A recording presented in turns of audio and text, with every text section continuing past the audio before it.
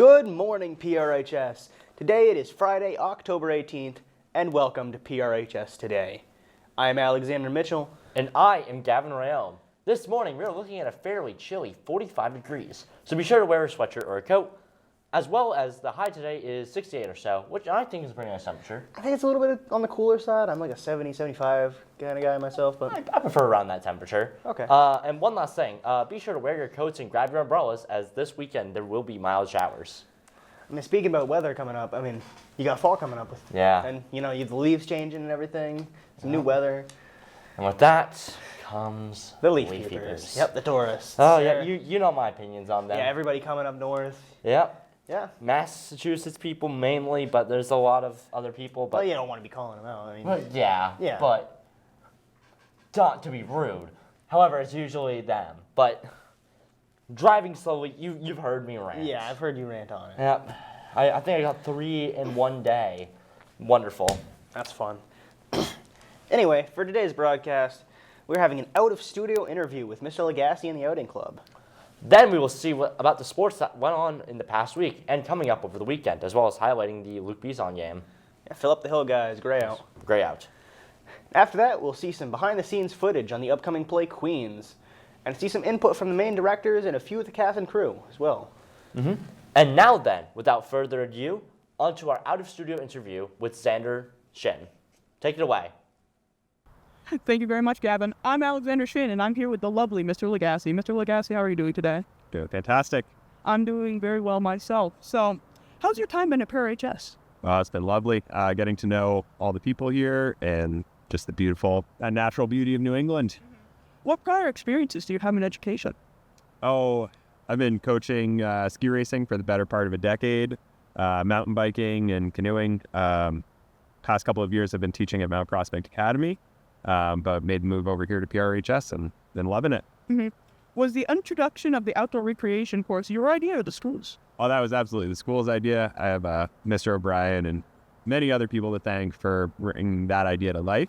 And then Miss Harper actually reached out and told me that I should probably put in an application, and I've been super grateful ever since. Mm-hmm.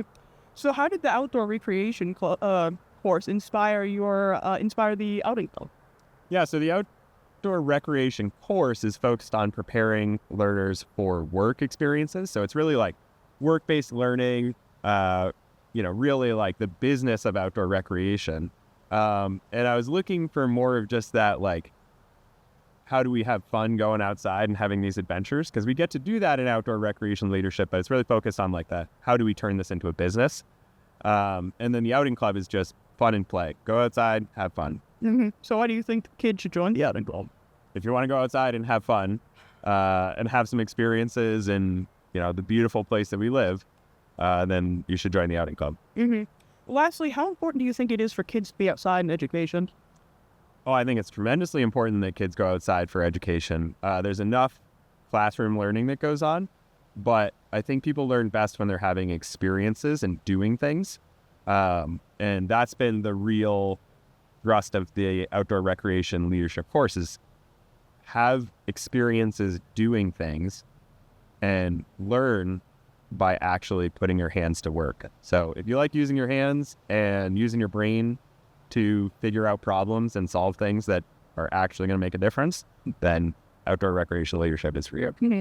Well, thank you so much for being here, Mr. Lagasse. It was great talking to you. Absolutely. That was easy. Oh, yeah, it was very easy. Well, that's the end of the interview with Mr. Lagasse. Back to you, Gavin.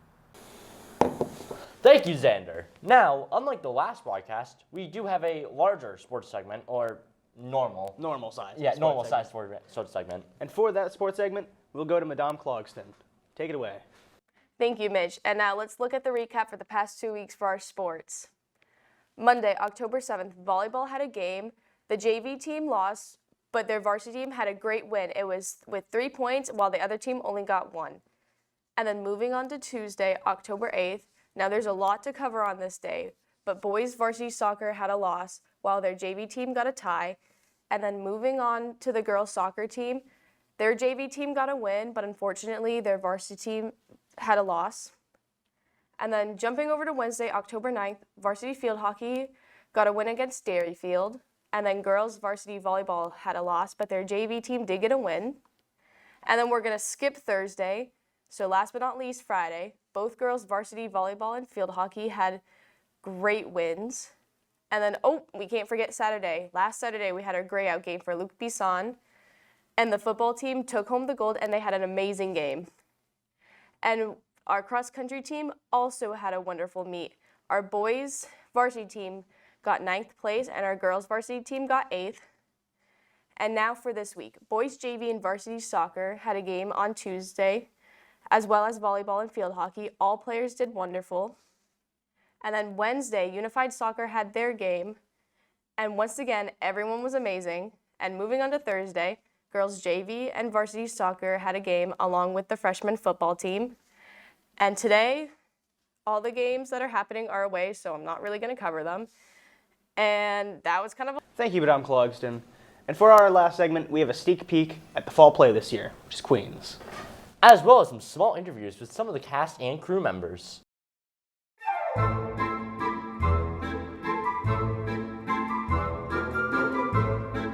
Divorced, beheaded, died. Divorced, beheaded, survived. The magic of the theater.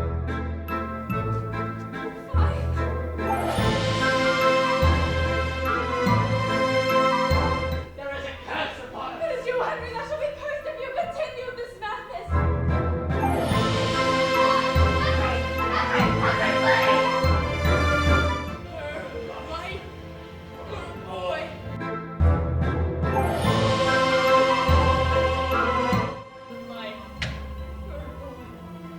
My soul for a boy.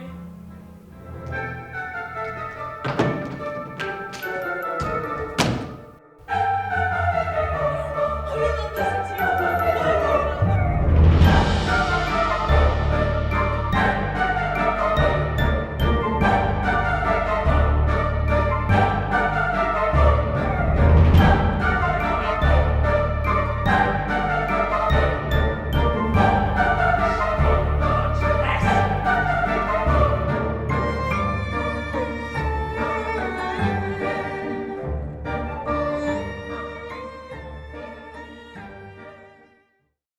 Thank you, Mrs. Ringline. And with that, we have reached the end. Thank you once more, Mr. Salzer, for allowing us to use this studio.